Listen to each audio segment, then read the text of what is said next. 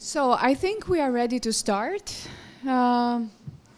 We have another panel on a very difficult relationship between Western Balkans and EU.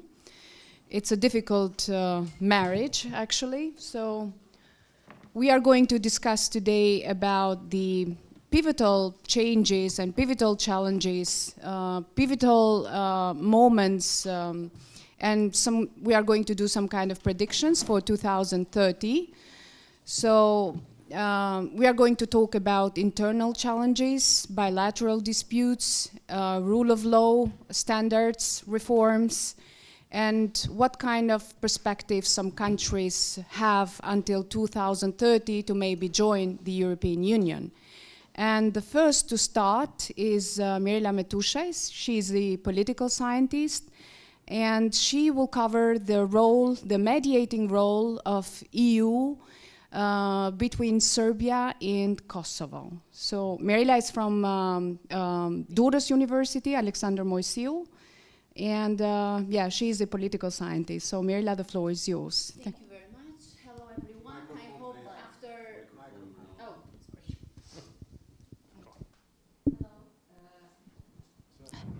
Yeah. Hello everyone. I hope after lunch you are all relaxed. So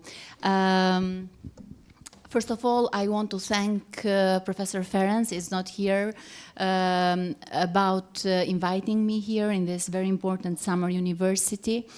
So thank you very much for having me here. And second, I want to congratulate my dear friend and colleague Elira Lulli for her project research. And then I want to apologize in advance for my funny accent in English, so sorry about that. Anyway, it's a pleasure to be here with you today to reflect on one of the most enduring and complex, let's say, diplomatic challenges of the Southeast Europe, the Kosovo-Serbia dialogue and the evolving role of the European Union in this picture. Let me begin with revisiting the historical context. I will be very short and synthetic about that.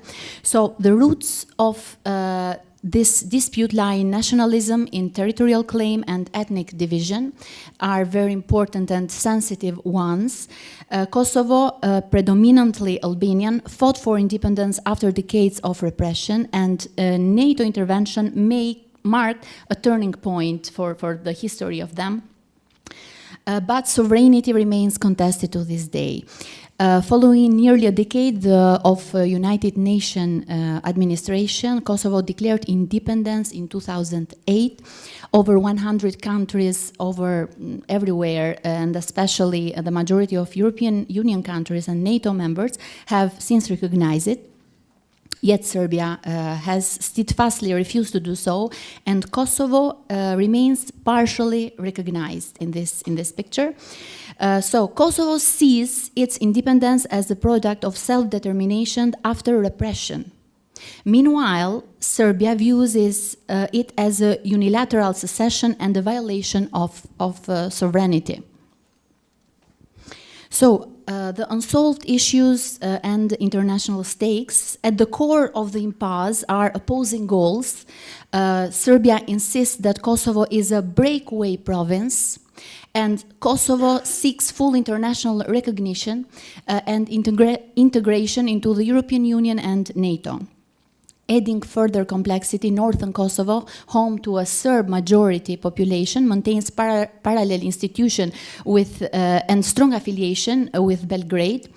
And in this scenario, in this moment, the European Union, understanding the risks of renewed instability in the Western Balkans, has assumed the role of mediator since 2011. Positioning normalization as a prerequisite for European Union accession for these countries. But this process has not delivered the sustainable progress once anticipated. So, Brussels dialogue, the European Union facilitated Brussels dialogue, launched in 2011, was envisioned as a path toward normalization, let's say, through incremental technical agreement. A breakthrough come to 2013 with the Brussels Agreement, which envisaged the integration of Serbian support structures into Kosovo legal framework, an important, delicate compromise. And however, despite the initial optimism, the process revealed the limits of soft diplomacy. So, where the European Union went wrong? The European Union mediation role has been hampered by several internal and structural, let's say, constraints. First, 5 European member states do not recognize Kosovo. This internal division critically undermines the European Union legitimacy and as a neutral mediator. When the European Union speaks with multiple voices on Kosovo's status, it weakens its leverage and moral authority. And second, the agreements facilitated lacked enforcement mechanism. Much of the diplomatic language was deliberately ambiguous, leaving space for divergent interpretation by both parties, by both countries. So the local exclusion is the argument that I like most in this scenario. The European Union also relied on allied level negotiation, often excluding civil society, local leaders, women, and youth from the dialogue process. This created a disconnection between high-level diplomacy and grassroots realities. In addition, the asymmetric power dynamics with Serbia enjoying greater international support and economic influence was not adequately acknowledged or addressed. Meanwhile, enlargement fatigue with the European Union undermined the credibility of the accession process, especially for Kosovo, which often feels it is asked to deliver more than it receives in return. So, consequences of the European Union missteps, let's say, the Ohrid Agreement of 2023, while symbolically important, lacked binding force and clarity. Its vague provisions and absence of monitoring mechanism led to weak implementation, and the Banjska incident involving violence in northern Kosovo was a sobering reminder that unsolved tension in the area can still escalate quickly into deadly conflict and include other actors. What the European Union must do differently. So, to rely on credibility and effectiveness, the European Union must promote binding agreements with clear timeline and consequences, assertively use political and economic leverage, especially when one party backtracks, harmonize the European Union internal position on Kosovo by encouraging all member states that are part of European Union to adopt a unified recognition, let's say, policy, and most importantly, apply pressure proportionally based on actions and compliance. A new mediation model that I propose is for the European Union. Moving forward, is dialogue should include civil society, youth, and marginalized voices. European Union and NATO coordination in peace building and security must be strengthened. The European Union must restore faith in the enlargement process by offering clear, realistic benchmarks and link normalization to tangible improvements in citizen lives, be through investments, education, or cross-border cooperation. The Kosovo-Serbia, let's say, dialogue is not merely about borders or recognition. It is about the European Union ability to act strategically, to speak with one voice, and to invest in sustainable peace building in this area. Thank you very much.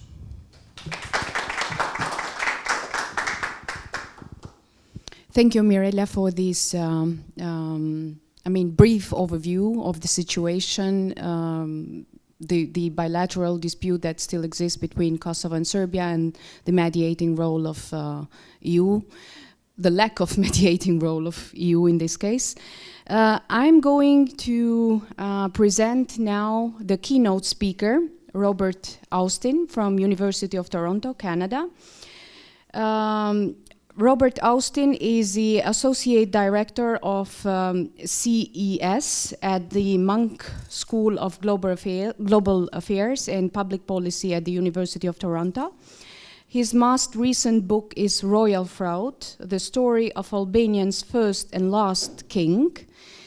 Prior to that, he published A History of Central Europe, 2021, Making and Remaking the Balkans, Nations and States since 878, and Founding a Balkan State.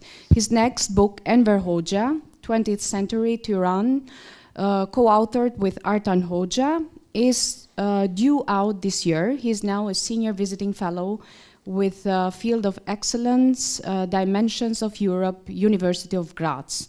So please, Austin, the floor is yours. Thank you very much.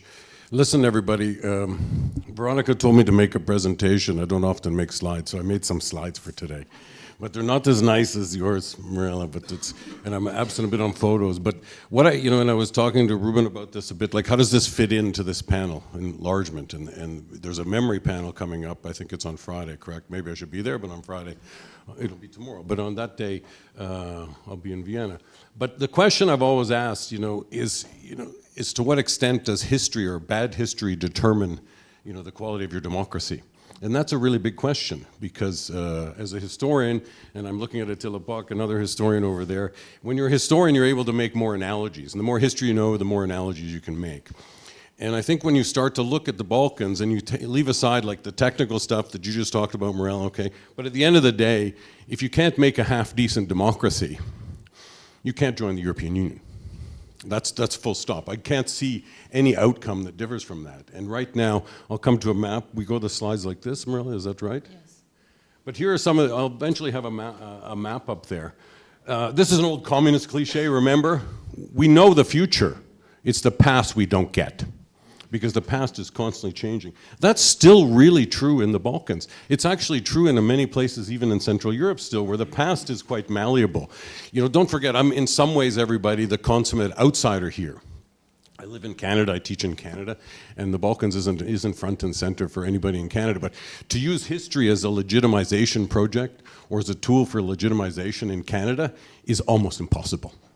I mean, and I'm looking at Fed, in the States, maybe it's getting there, but again, the nature of Canada doesn't, like if I come to power using history as a legitimization tool, I will not come to power, because Canadians will be quite, kind of dumbfounded, like why is he talking about history? So that's one thing, and then I was always taken by this comment by Serhii Plokhy.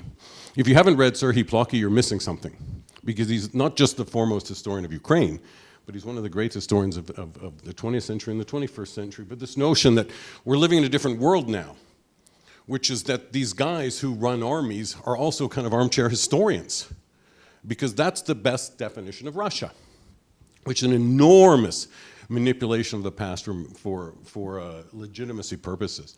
For those of you who have not been to Russia or studied Russia recently, Russia produces more monuments than anything. I mean, they produce a lot of bombs too.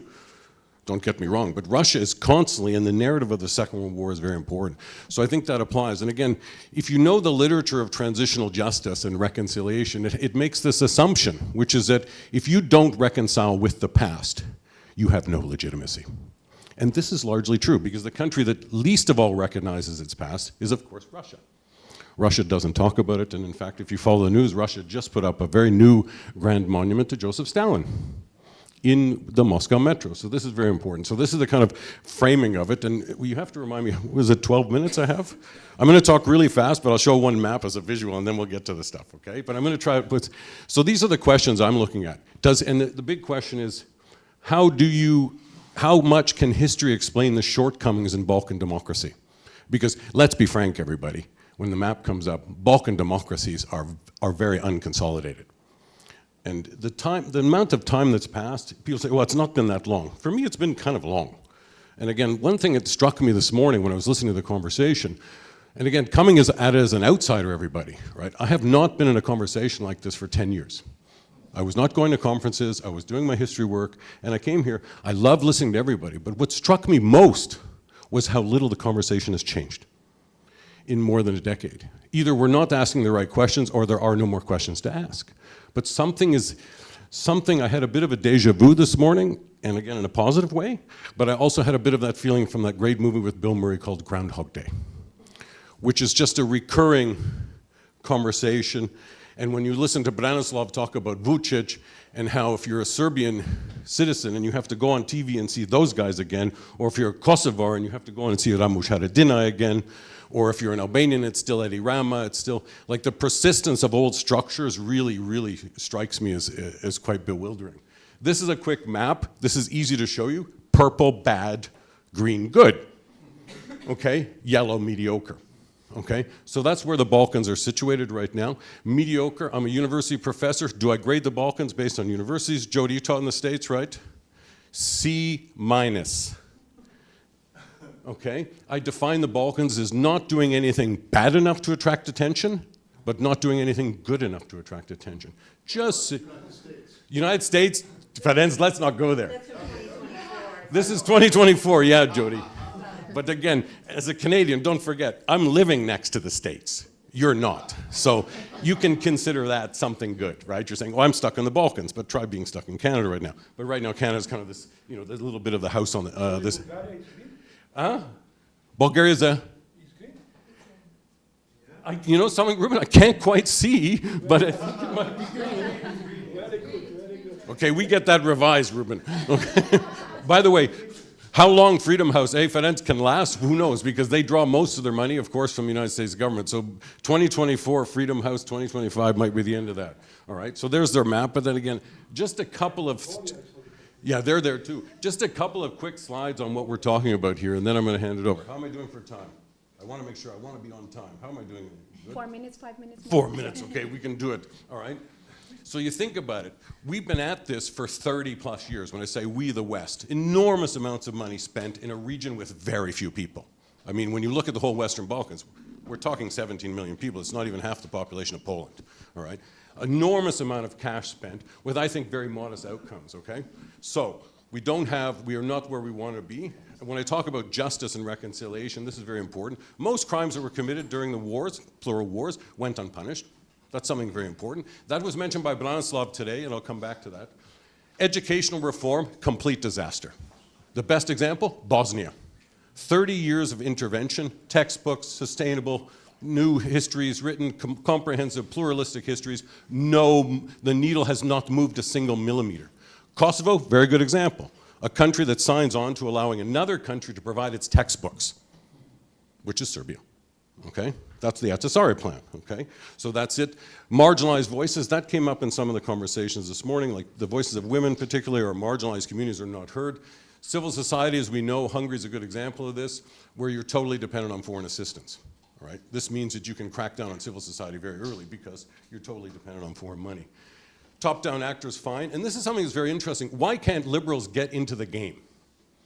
They have yet to be able to offer a counter-narrative to this because liberals really are nervous of nationalism. Nationalism has become a pejorative, right? With maybe the exception of Kosovo, because he might be a good nationalist, but Afrim, guys, we can talk about that later, okay? One more quick slide, narrative consensus. Everybody's basically saying the same thing in the Balkans. The only exception is kind of Albania, but Albania creates a lot of bad history, but it's self-harming, okay? It's self-harming. They're only harming Albanians. The rest of the region creates history that is not just self-harming, it's harming their neighbors. So focus on victim or perpetrator, zero-sum game completely. The best architect of this, and he came late to the game of memory politics, Serbian president. Don't forget, he discovered memory politics much later. Why? That's easy to answer. Everybody's a victim, all right? Nobody's a perpetrator. Past is a political tool, which works as a mobilizational tool. As I said, in Canada, it can't work. The memory landscape is completely exclusivist, I mean, Kosovo, an example of that. You mentioned Rugova this morning, Afrim. Rugova is very marginalized in some ways in the Kosovo memory landscape, to the expense of the more militant that comes from the Ashari Memorial and the Liberator struggle and stuff like that. But if you think of it from a pluralistic point of view, Kosovo's narrative is not very inclusive, especially if you, after 2008, that was the goal of the Ahtisaari plan, which was to make Kosovo like almost post-national. This was hubris taken to the extreme of absurdity, all right? School systems, totally nationalized. And again, the international community spent an enormous amount of money trying to create decent textbooks. And you know what? I was just in a meeting with a colleague from France. He goes, France is about to start a new intervention in textbooks. Really? Why bother? It's not worth it, because you're not going to implement them. They're not going to use them, they're not going to implement them. There's no way. Shortage of, and this is the last point I'll make, okay? Europe as a project, and again, as an outsider, Europe as a project from its outset, after the Second World War, is a reconciliation project. It is a peace project. And it was based on, if you foundational ECSC, which is, as Tony Judd said, that's a political vehicle disguised as an economic act that overcomes Franco-German hostility. So if you haven't read your Tony Judd, one of the greatest historians of Europe, you need to get back to that, right? Because he's really good on that. But the political lead in the Balkans, and I think political lead in the Balkans is almost an oxymoron. Right? Almost an oxymoron, all right? They totally eschew, they don't do bold actions. They're not capable of it. If you're a Kosovar, you're still waiting for an apology. If you're a Bosniak, you're still waiting for acknowledgement of an obvious genocide. No bold actions. Study the history of Europe. It's about bold actions. It's about taking steps that nobody wanted to take. And that's why the project worked. Reconciliation project. So the Balkans, I'm going to give everyone a C, not just in terms of democracy, but in terms, actually a D in terms of reconciliation project, and acknowledging that it's going to be the bold steps, it's going to be getting history right, and it's going to get the younger generation to face the past. So, Ferenc, Jody, I was with Ivan, and this is the last thing I'll say. Ivan and Spomenka Vojvoda, very good friends. What Spomenka said was very important. She goes, Robert, I did not commit any war crimes in the 1990s, but the state did them in my name. And it's important to acknowledge that. And it's important to create the conditions for youth, whether they're in Kosovo or Serbia or Bosnia, you have to face the past. Canadians also face the past. All nations must face the past, because you cannot leave that stuff in the box, because eventually your legitimacy will become eroded. And that's, I end there. And I hope that was the right amount of time. Sorry to interrupt, but and learn. Rush so much, because it's very important what you are talking about. But did any of our beloved previous models for democracy, including the United States or France or Great Britain, were they able to look in the mirror and face their past? Was Germany. I think that... Germany for the Second World War, maybe. Yeah. Maybe, but not completely. We have AfD, who is, Yeah, which kind of, fascism denial. But I still think in those countries you still have a fairly pluralist narrative. Do you know what I mean? And I think that, like the project I'm on now, and then I'll pass it on, because I started this project which is called Making Bad History. Because I really think fake news is one thing, disinformation is another thing. But bad history is extremely damaging. And it's insidious in all kinds of ways, so that's where I came from. And there are the examples, but again, Austria next door, not particularly good, inches towards it, sure, right? Germany is held up as the great example. But across the board, no, it's not very common. But when I say bold actions, Ferenc, what I mean is that try, when you're a historian, as you know, you've got to try to imagine the state of Franco-German relations as they exist in 1945, right? And once you start doing that, then you can get the enormity of the task ahead. So that's what I'm saying. In the Balkans, I just find it very disappointing, because I worked with Rugova in 99 and 2000. I was in Kosovo in 99, and Rugova had the capacity for bold actions, and he was often asked to take bold steps. And you know what? Serbian students today. Yeah, he never, you know what, as much to disappointment, and maybe I do a biography of him, because I've done the biography of King Zog now, I did biography of Hodja, I do Rugova, King Zog, in quotations, okay? The king might, whatever. But no, like, he didn't take the bold steps, and he could have, right? But I don't see it. Hungary 56, Czechoslovakia 68, yeah. And 89 altogether, Polish Solidarność, I don't know where is Prishtina. For almost a decade, I was a civil society Very from cool. below and not, Yeah. not financed, Not financed by the internet. CIA or whoever. Yeah. No, I'm waiting still. Oh, thank you very much, Robert. Thank you very much for these crucial messages. We really need to look forward, and we need to see windows where there are constant walls. So we need to look ahead toward the future. Now I'm giving the floor to Professor Başak.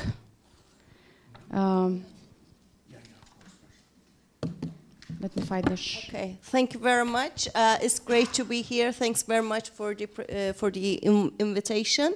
And I'm very happy to be here at different levels. First of all, at the personal level, seeing old friends, meeting new ones. It was great, and at a academic level as well, because Turkey, regarding the EU enlargement, is usually the elephant in the room. So it was great to be included in this respect.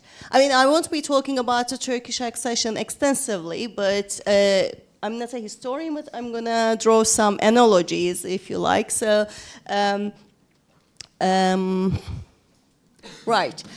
So we already talked about the EU enlargement as a policy. It is one of the most challenging EU policies, and it is even much more aggravated. It is even harder now when we are living in the context of polycrisis, because the notion of polycrisis is almost used as an empty signifier, right? When you are going through crises like migration crisis, Brexit, then it kind of justifies that you're not enlarging anymore.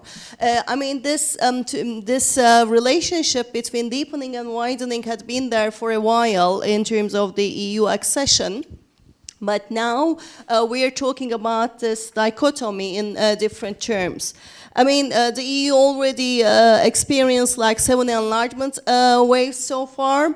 But in this presentation, I'll briefly talk about the prospect of enlargement, and with some examples from the Turkish case, I'll talk about the Balkan enlargement and think about the possible pathways for the enlargement as a policy. With the southern enlargement of the 1980s, the EU kind of found out that the enlargement could act as a democratization anchor, which was exactly the main point of departure in the Eastern enlargement, where the conditionality perspective had come to the foreground, and this had been very much pivotal in the Turkish EU accession as well. That conditionality, that you have to abide by the principles, by the criteria.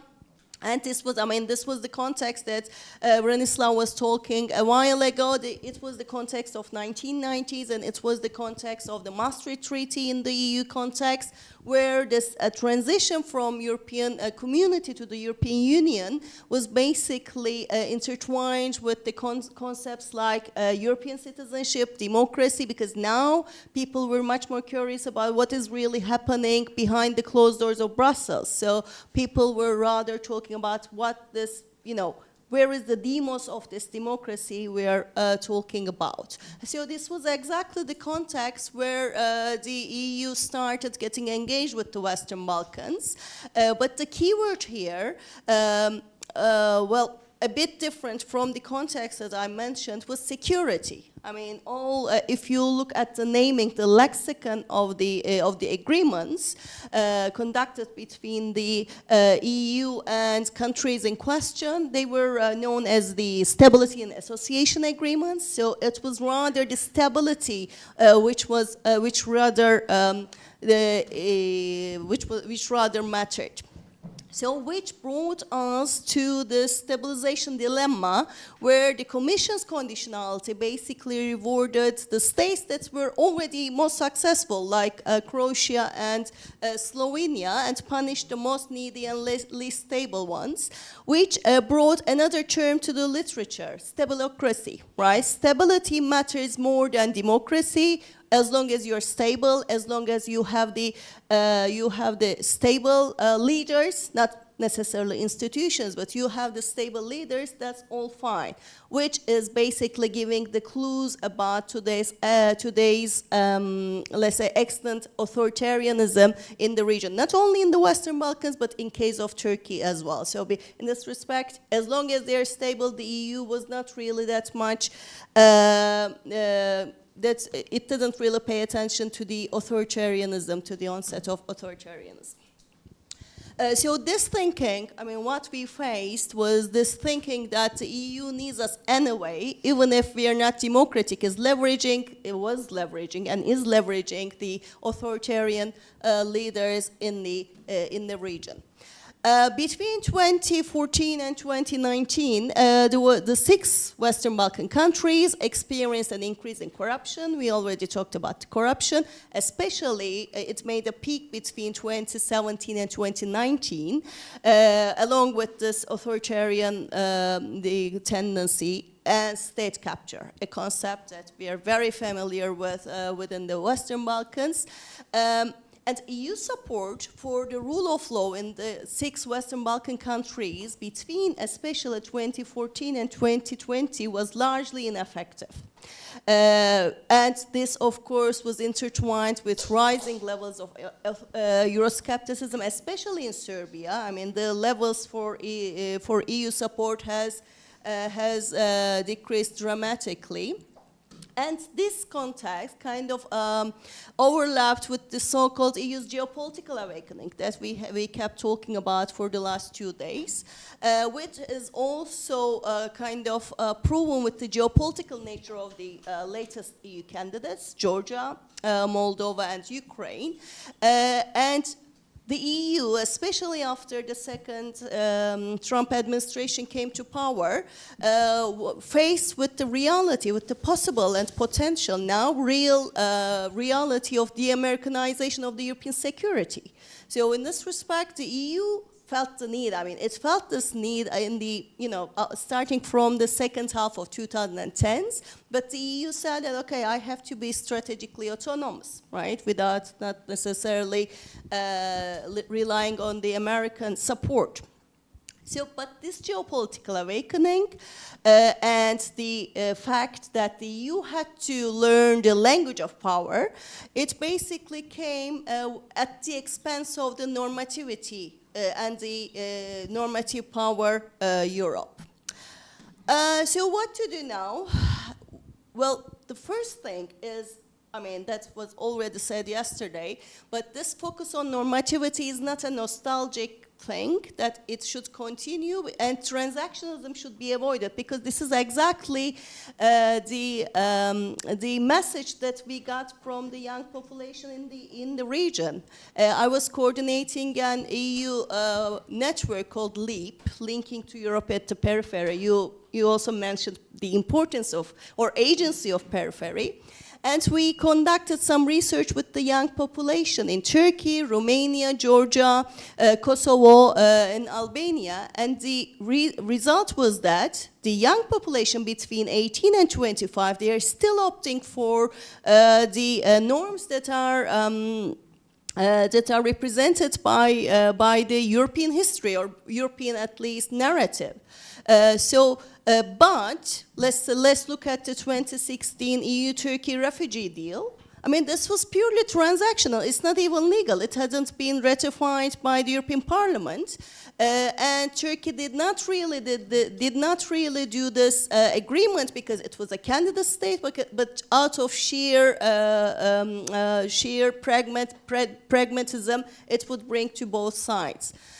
So this transactionalism, because as it is the case in Turkey now, very much brings or heightens the level of the Europeanization. This had been the case in Turkey, I mean, in terms of democratic backsliding, in terms of the reversal of European reforms. So this is kind of a it's not a virtuous, but it's not a virtuous circle. But yeah, this is a vicious circle that we are facing. Another important point that I already mentioned is focusing on the young population. We already heard the importance of talking to young people, and the thing is that more and more people are breaking away from party politics. A very recent Friedrich Ebert study found out that most of the young population in Southeast Europe, they are okay with presidential regimes. They do not want to deal with the hurdles of the parliamentary democracy. So in this respect, young people are not really believing in all the institutions of democracy. So there should be a way out, because this is the core of politics now, right, for the young people. This is the way how politics looks like for the young people. They want to be on streets rather than in the ballot boxes. So there should be a way taking into consideration these new tendencies and talk to each other. We already talked about the importance of dialogue because, okay, Balkan countries are talking to the EU, one, bilaterally, but not at a, platform altogether. So this is the only way to bring back the Western Balkans actors, talking at a multilateral platform, talk to each other, and invite me as well, because this is the way in which, striving for democracy would be an issue for the Western Balkan countries and for Turkey and new EU candidates as well. Thank you very much. Thank you very much, Başak. You reminded us that the European waiting room is becoming very crowded and that we have no other choice but talking to each other and understanding each other more. Now I'm giving the floor to Besa Kadriu from Southeast European University, North Macedonia. And Besa will explain a case, a country case that has become a study case, how a country can do right many things, but still they are being told to wait. So please, Besa, explain us what is going on now in North Macedonia. Yeah. Thank you, Elira, my colleague. Thank you, IASC Institute, for having us here. It was a nice pleasure to hear different approaches from different countries, different universities, academic institutions. And of course, North Macedonia is one of the West countries, which is, for those who didn't know, it is a multi-ethnic country, multi-ethnic society, where there are Albanians, second ethnicity in this country. So, having in consideration that my academic background is focused on multi-ethnic societies and policy-making processes, I was much more had been before engaged in position of North Macedonia and position of Albanians, including them in state institution and decision-making processes. And my PhD thesis was much more focused into the period of 2007 2017, in between these decades. I was much more wondering to focus after this, the position of Albanians into three main pillars, which are very important for the position of North Macedonia as a member candidate for EU accession.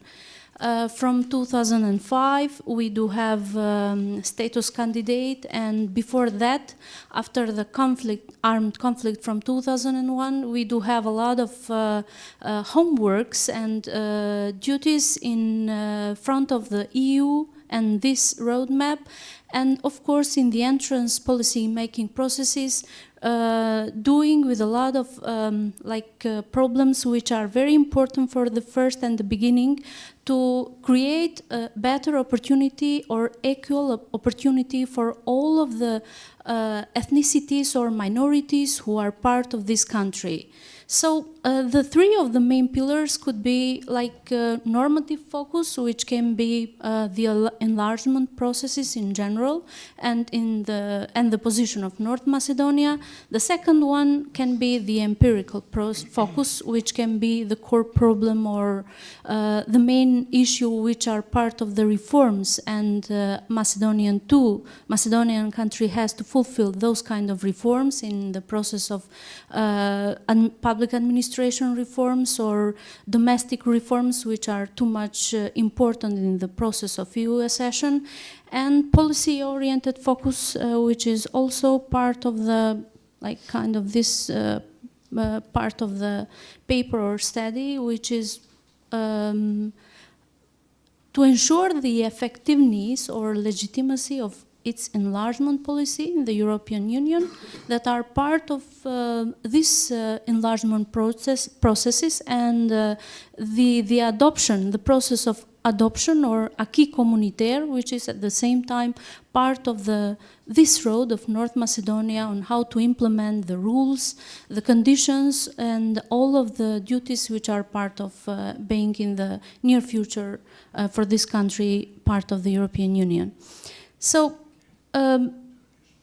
I was much more engaged in my presentation, especially for the position of North Macedonia and the position of Albanians, which are really recognized by the constitution only 25%, but with the last census, we do have only another after that, before if I may say 1 year ago or more and less, which was not finished and not published, nothing after these processes. So there are a lot of things that we didn't have officially know if there is the percentage of Albanians 25 or more than 25.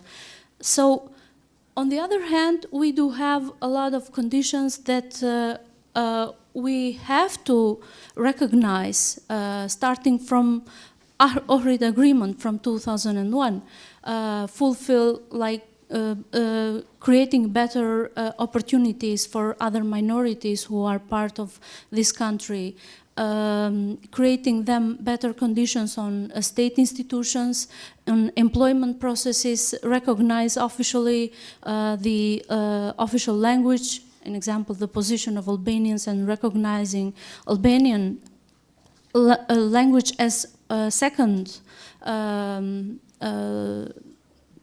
language in a state level for those municipalities where there are living Albanians. And we have to underline that west part of North Macedonia is based more with the Albanian inhabitants. So having in consideration that those kind of conditions are very important and started from Ohrid Agreement, and after these processes, there are a lot of not only priorities but standards that North Macedonia have to fulfill after Ohrid Agreement, after the processes that were happened after armed conflict, and to create better opportunity actually before EU accession. In this context, there are a lot of things that we have to underline in sense of creating better governance, stability governance, or the influence of the governing processes that should be like a very equal, not systematic and selective implementation of the basic principles of democracy. Many times we are coming into conclusions that there are a lot of handicaps, a lot of situations that give us an opinion that there are created some double standards, first into inside society, like in between society in North Macedonia, and then after these conditions, the different problems are coming with different double problems in the way to fulfill conditions to the road to EU accession. So this duel reflects deeper structural tensions with the state and challenges the credibility of domestic governance and inclusive policy making in North Macedonia, make us, like as a citizens who are living there, more troubles, or making us in some cases very skeptic citizens. Even we are trying to do our best among us as normal citizens, the governance handicaps or the political handicaps give us a very bad example among us as a multi-ethnic society. There are a lot of things that we can mention after the Ohrid agreement. There is Prespa agreement, also the problems in between relations or relative countries between Greece, in between Greece and Bulgaria, or despite other surrounded countries that Macedonia has to have in consideration in between relatives first, after the problems with which we are facing on as a society inside the North Macedonia. So in this context, we can move on some after this kind of crises that are part of the priorities that Macedonia is facing on nowadays, or part of the step forward for other problems that can make this country with some like handicaps on moving on forward in between EU accession.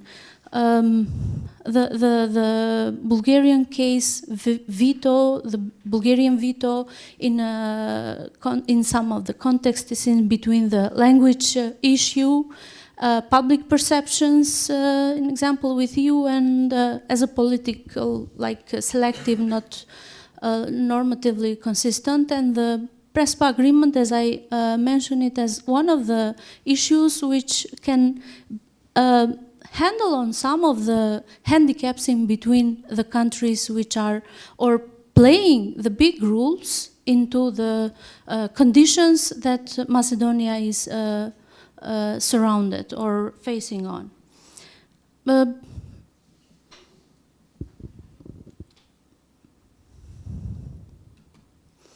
Yeah, we can move on in between some critical issues that we have mentioned it in between real positions, and we have also to underline the Albanian political parties.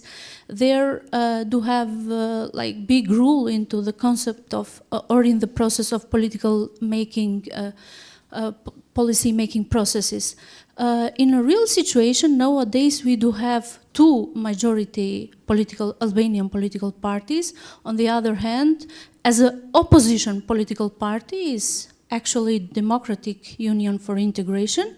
And on the other side, we do have VLEN, which is another group of political parties, smallest ones, that they have only one name as political parties for movement, European movement for changes, and they have the big rule in the government now together with VMRO, even though they do have much more criticized because of the missing their legitimacy, because they do not have enough number of the members, MP members into the parliament to decide about the main things that can make changes into the policy making processes and create better opportunities for Albanians in general, and doing some changes which are vital part for constitutional changes first, as they mentioned before during the election processes, because they gave to electorate a promise and they gave a big words like we have to change the 25% in so-called 25%, nowhere where there was mentioned Albanians as majority ethnic ethnicity, second majority ethnicity in North Macedonia. So these are very sensitive elements that still today make this country with a lot of troubles inside of the society, in between political parties, which have too much hesitations in between. Do we as Albanians have enough representative political actors or political parties who are enough legitimated to represent our aims into the parliament and the government? Or there are another circumstances that the majority political parties, in this case Macedonian political parties, will decide for our luck as Albanians in North Macedonia. So where there are too many gaps in between one society, where you couldn't change the mentality of those people who are, or for those who having their power or having in their hands the position to decide, for some of people who are recognized with their own nation, identity, language, and things are elementary, important elements for one nation, there are a little bit big questions on the opportunities, how this country will have a lot of aspirations to move on with a big deals and opportunities, or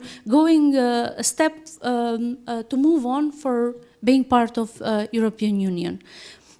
In the context of having in consideration that there are big values, having society with diverse cultures, languages, and different elements that make us like richer society, or being with big values, why the governments, nowadays governments, specifically in the case of North Macedonia, has to hesitate to fulfill all of the Ohrid agreements, other part of the conditions that came across after the armed conflict, and different ones that are very important for one multi-ethnic society.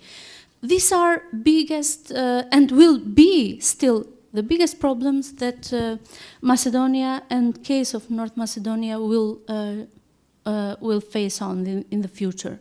But of course, we do have on the other side big aspirations. As we said, Macedonia has got since 2005 status candidate. We do have per every 6 months recommendations, and the processes which are a clear mirror about the steps how a country has moved on with the reforms, with the EU accession processes and standards, and homeworks. In this process, we as citizens see much more skeptic this process than values in another way that EU represents by herself. Or on the other side, we do not see too much commitment of EU actors on being closer to West Balkan countries. In case of North Macedonia, we do have now the resolution of Bulgarian nation who has institutionalized in their native country about being recognized also into the constitution of North Macedonia. So these are the actual political crisis if we see where is the focus now into the case of North Macedonia, and why European Union doesn't have enough approach in the way how the West Balkan countries, and specifically the specific cases, and in this case North Macedonia, we do not have any real conclusion, and to move on with healthy steps on being part of EU. Thank you.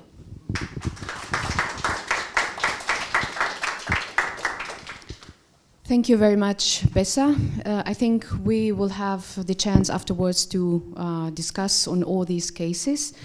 And now I'm giving the floor to Professor Hoti from Kosovo.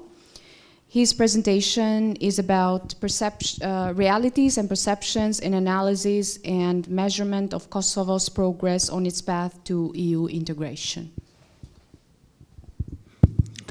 Yes, thank you very much, Elira. Thank you very much, everyone. Franz, thank you we spoke a few months ago for this summer program, and I'm really happy to be here and discuss with you and the other participants.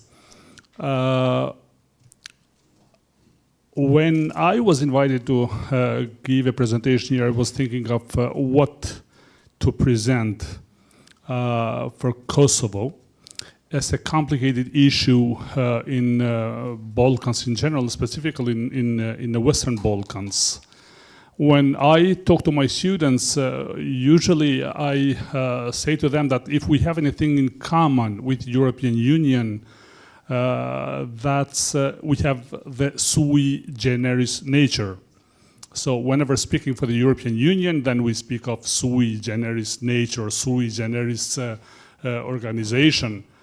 Actually, sui generis also is the case of Kosovo, and it is sui generis looking from the historical perspective, thinking of the position of Kosovo in former Yugoslavia, sui generis nature under international administration, sui generis proclamation of independence and international recognition for the countries, sui generis way for the European integration. Why sui generis, or I think at least it's my opinion that the sui generis way for Kosovo will continue, at least having into consideration not only the Kosovar political objective, but all Western Balkan countries' political objective, because if you talk to all of them, you'll get an answer. It's yes, the destination is the European Union. But how these countries will go to the European Union, then we don't know, or at least it remains to be seen. In the first panel, we listened the Thessaloniki summit, or the position of European Union towards the Western Balkans, saying that yes, you are here and the destination is there. But what we see 20 years later is really a less, maybe not to say no progress at all, and it is mainly coming due to the unstable or lack of recognition, or what Başak already mentioned in her presentation, that there is no platform of discussing together among these countries. All of them do discuss with Brussels and Washington and other countries, but there is no discussion, there is no platform of discussing together in order to fix all issues which are there. In a first slide, I have presented here at least few information maybe for the students if they are not so familiar. Kosovo is a country having approximately 2 million citizens, proclaimed as independent and sovereign country in February 2008. Territory of close to 11,000 meters square, and the first one proclaimed independence as sovereign country since 2008, but still facing many difficulties in its way of consolidating the statehood and the position in international relations. It is a country presenting the parliamentary democracy, 2 levels of governance, even though there were some ideas, or there are still some ideas, maybe to create a 3rd level, and this is linked typically for the European integration process, mainly aiming to provide the power to the minorities, mainly to the Serbian minority, in order to attract them, integrate into the state structures. It is a country of political pluralism, partly recognized by states individually and international organizations like 115 out of 194 UN members, 22 out of 27 EU members, 26 out of 30 NATO members, and recognized by all neighbors apart from Serbia. Maybe from the neighbors, it is a disputable issue, the relations of Kosovo with Bosnia and Herzegovina, because they do have, or they do keep different position in regard of recognizing Kosovo, because for those who are familiar with Bosnia, they know that there are three entities in the decision-making process, where Bosniaks and Croats are in favor, and there are bilateral communication and official communication with these two entities. But the full and official recognition is blocked by another entity within Bosnia and Herzegovina, which is Republic of Srpska. Whenever discussing for Kosovo, you will have in front of your eyes kind of a territory which would create a perception that it's composed, let's say, 50-50. And I want to present here the ethnic dimension of the whole territory. The territory is composed of 92.9 or 93% of Albanian citizens, 1.2 or maybe 2%, because there is no clear census, there is no clear percentage of Serbs for the moment, because of lack of normal communication with this ethnic group in Kosovo. And we have to admit that the number of Serbs was a bit higher before the war, but since during the war they were involved in many war activities and hostilities, they left after the war. And 5.6% with other ethnic groups like Turks, like Bosniaks, and the other communities in Kosovo. As I said, the political objective of Republic of Kosovo remains the same as the other Western Balkan countries. The first one is membership of the European Union. From the very beginning, I think from the deployment of UN administration, country aspired to be a member of European Union. But there was no clear idea, neither in Kosovo side nor from the European Union, how to create a way in order to integrate Kosovo at the EU. One way was, of course, before the proclamation of independence, that maybe Kosovo will go through Serbia, or the other way around, that Kosovo will go as an independent country.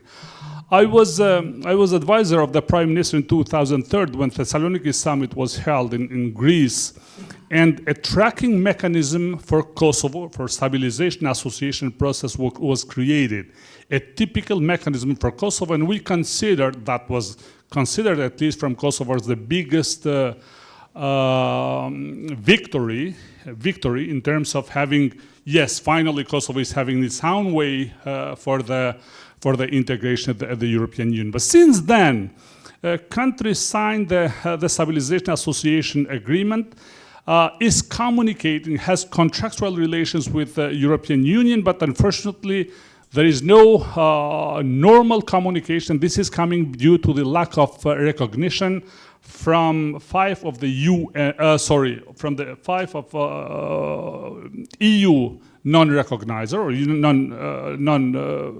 or EU members which are still not recognized in Kosovo, and they are still keeping the normal communication between Kosovo and the EU somehow suspended. In December 14, 2022, official application for the EU membership was done, and the idea was that yes, the destination is EU, so we just jump the ball into the European Union yard in order they can find, or they have to find the way how to integrate a country into the EU. But since then, there is no progress. The application is still there, and there is still no answer to Kosovo application for the EU membership. NATO is another political objective. Kosovo is still not there.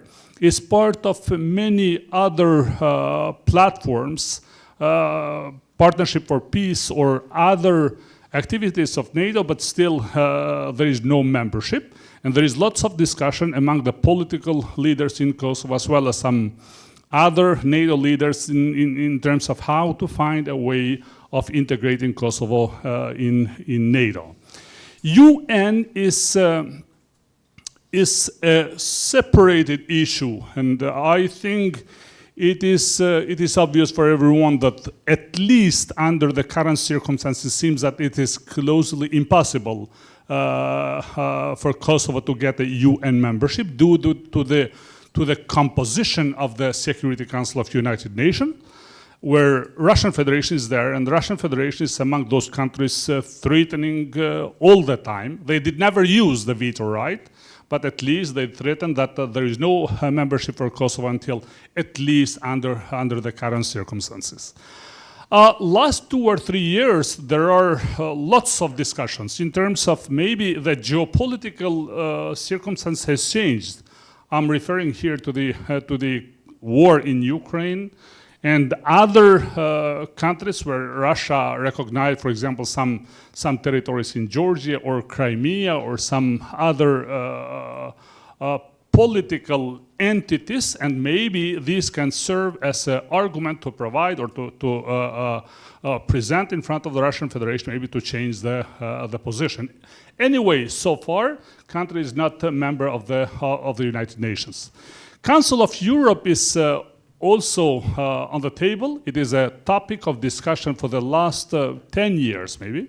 There were some political obstacles related to the Serbian church in Kosovo, which are currently fixed by the Kosovo government, and I believe that in the near future, because all stages of membership of the Council of Europe are already done, and it remained only to be voted the committee in order to get the membership at the Council of Europe. Permanent, closest and strongest partnership with United States, and I want to go back maybe what Robert already mentioned, that it was a way opened by the peaceful political leader Ibrahim Rugova, who created this kind of relations, and still these relations are functioning brilliantly. Of course, maybe with some ups and downs with the current or the last government in Kosovo. From the legal perspective, I have stated here controversy of the resolution 1244 versus Kosovo Constitution, and I apologize, I have to be very short because maybe I need a lecture to discuss about this, at least for the last topic, but let me just present in front of you that country is functioning in between this controversy of 1244, which recognize the sovereignty of Federal Republic of Yugoslavia, an entity which is no longer existing, at the same time based on the Constitution of Republic of Kosovo. So legally speaking, we have these two controversies which contradict each other. From the practical side, I have, let me say that Resolution 1244 is only a formal act without any impact, without any influence. There are no institutions which are functioning under this resolution, but still the resolution or the act remains in force at least until the one is abrogated by the one who promoted it, Security Council of United Nations. Kosovo challenges ahead. I have stated here three main dimensions: democracy and the full integration of ethnic minorities. And we spoke, I think, in previous, with previous speakers, rule of law, reform of public administration, independence of judiciary remains the real challenges ahead, just like the other countries in South, in Western Balkans. Security is also there, and this is becoming a real concern for Kosovo, having into consideration the lack of communication with Republic of Serbia, which time to time, of course, due to the tensions created by two countries, they go close. I'm not saying, yeah, they're going to the war, but very close to the war. But there is no chance for war because there is NATO there. But you can imagine if there are no NATO troops, that not only the Kosovo and Serbia, but all Western Balkans maybe will jump into the open war. Kosovo army is in its way to achieve the NATO standards, so one of the contributors in Kosovo, and also for the stability of the region is considered Kosovo army. Economic development remains fragile. Trade is the main dimension which is developed, and no serious foreign investments in the country. How much does the EU access Kosovo achievements and challenges? The European Commission annually measures the progress by publishing progress report. And I have to be critical in this sense, because what the previous speakers, and I know that being the last one is really hard because I have to find something which is not being said so far. So what we have most of the time from the EU is the progress report. And if you read to the progress report, you see that in most of its content, it's just repeating the previous text or the reports published in the previous year. This report presents the real situation of Kosovo achievements and challenges on its path to the EU. The latest report mentioned political criteria, public administration reform, judicial system, fight against corruption, human and fundamental rights, economic criteria, normalization of relations, and stuff like that. So these are the only suggestions, which means that yes, you have to feel and to work in this criteria in order to move forward to the full integration. The EU on the latest enlargement strategy published on 2018 clearly requires a comprehensive, legally binding normalization agreement between Serbia and Kosovo. In an excellent way, Mirela presented in her presentation that it's an ambiguous approach. You can see here, it's a normalization process, but no one knows exactly what a normalization means. Is a normalization a full recognition, or a normalization is a communication between X and Epsilon? So between two factors without recognizing, which is really hard. And I witness in front of you that it's decades, it's taking decades for Kosovo to promote this kind of, for Kosovars and Serbians the same, to promote this kind of normalization, but I'm convinced that there is no normalization without being clear, having first of all recognition, and then going toward a full normalization between two countries. EU is there. EU as mediator of Kosovo-Serbia relations. Since 2011, EU increasingly is involved in facilitating peace negotiation between Kosovo and Serbia for normalization of relations. Through 3 rounds of negotiation, dozens of agreements have been reached. The main agreement is that of April 19, 2013, consisting of a list of points, a very important one, but which are still not implemented, or facing the destructive approaches from the both sides. So one blaming the other one that you have to start and you have to start, and the agreement still remains only a piece of paper. Ohrid Agreement and Plan of Action 2023, which is a legal obligation for both countries on their respective way toward EU integration. Maybe this is a good one, maybe the best one, because it is becoming an obligation for both countries, which means that yes, you guys, Serbia, you can open the chapters for the EU integration, but there is no membership without normalizing. And I believe that at the end of the day, the terminology will be clarified. The normalization means the recognition, the normal communication between two countries. So you see here, normalization versus recognition, ambiguity of terminology. Imposed measures are among the Kosovo EU challenges ahead. A few years, I mean, last 2 years, the Kosovo government started to extend the sovereignty in the northern side of Kosovo where Serbian minority is concentrated. And of course, trying to do it in compliance with the EU norms and EU standards. Such steps were not seen with admiration from some EU countries, which started the process of imposing the sanctions or the measures against Kosovo, and measures or sanctions which are still being in force. Another challenge is lack of unique approaches toward the political discourse of Kosovo government, and security and rule of law in northern Kosovo municipalities, because we have the municipalities there, we have the mayors there, but without a full legitimacy. And the full legitimacy is lacking because of making or keeping the ethnic Serbians suspended So in between two centers, in between Belgrade and Serbia. And I fully, personally, I want, let me stress that I fully understand the position because I used to live in such a situation when you are confused in terms of whom to listen, whom to cooperate, to Belgrade or to Prishtina.